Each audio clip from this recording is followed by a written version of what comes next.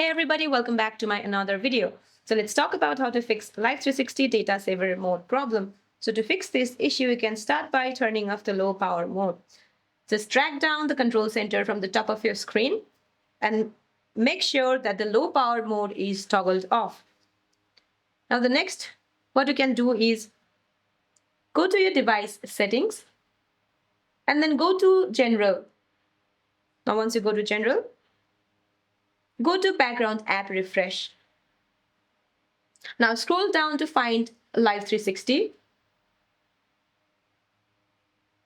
and make sure that the background app refresh is turned on for Life360. Now the next what you can do is go back